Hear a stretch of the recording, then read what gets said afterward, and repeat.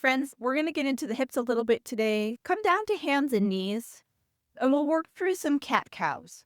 Take a breath in, drop the belly and chest, lift the chin and tailbone. Breath out, chin to chest, spine to the sky. Again, inhale back to cow, drop the belly and chest. Exhale to your cat. We're going to take a few rounds here, just moving at your pace. Noticing how that feels through the length of the spine and the hips. One more full round. And come back to neutral in your table. See about bringing your awareness to your tailbone. I have a nice neutral spine here. I have the natural curve of my back, and I'm trying not to bring any other movement into the spine. I'm going to isolate the pelvis by using my tailbone to make a circle. It's a slow, controlled movement, as if you're trying to draw a circle on the wall behind you using your tailbone in one direction. The movement of the pelvis as you go, and then pause and take the circle the opposite way. Fluidity in the pelvis as it moves forward and back, and this rocking with the tailbone really helps improve balance, your mobility through the hips. One more round.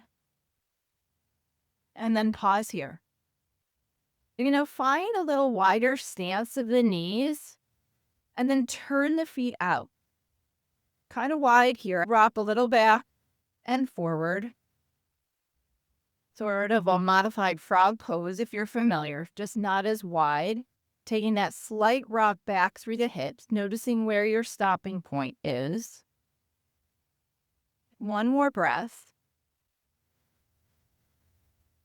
Hold back. We're working on a little bit of that rotation through the hips here.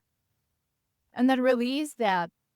Turn the toes back in. Sink back into a wide child's pose. Send the hands forward. Allow the forehead to come down to the earth, whether that's your mat or your block.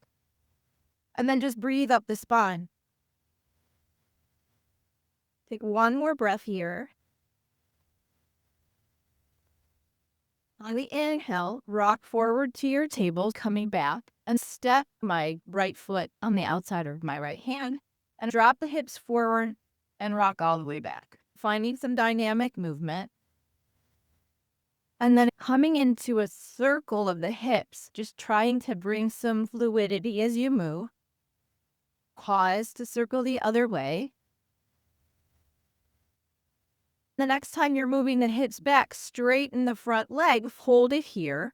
Find a little flex of the foot, toes draw back, heart reaches toward the ground. We're just here, another breath. On your inhale, rock forward, tuck the knee back under the hip, and we'll switch to the left side. Finding that little bit of rock forward and back. And coming into some circles of the hips here. Take your circle the opposite way. As the hips are reaching toward the back, straighten the left leg, draw the toes back. Let the heart melt down. Next breath in, rock forward. Tuck the left knee under the hip. Curl the toes under, lift into your down dog. Take a second here, bring a little pedal to the feet. One more breath. Find stillness in the feet. Look at your hands. Step forward, coming toward the top of the mat.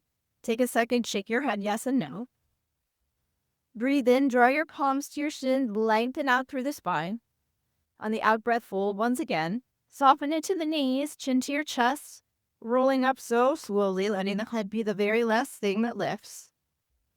When you come up, roll the shoulders one way, and then the other.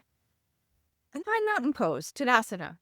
Students have a tendency to let this be a passive shape, like we're just standing here hanging out. Can you ground through the feet, feel a lift from the pelvic floor all the way up to the crown of the head?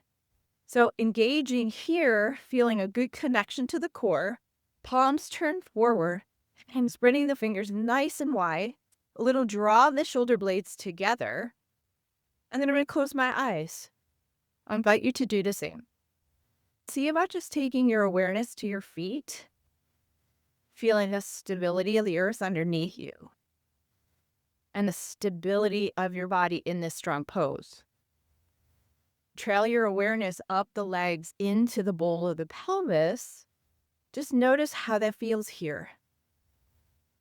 As you keep your awareness toward the center of your body in the bowl of the pelvis, can you invite a little rock onto the toes and a little rock back on the heels? And maybe the eyes are still closed here, working on that sense of balance and proprioception of where you are in space. And then see about a little rock side to side, shifting the weight to the outer edges and inner edges of the foot. And noticing where center through the feet is for you. Notice the breath, pausing to feel the power of this pose. Coming not just from the feet, but from the bowl of the pelvis. Letting that energy trail down the legs and then up into the torso through the arms and out the crown. Take one more breath here. And then blink your eyes open, let that go. Let me know what you think.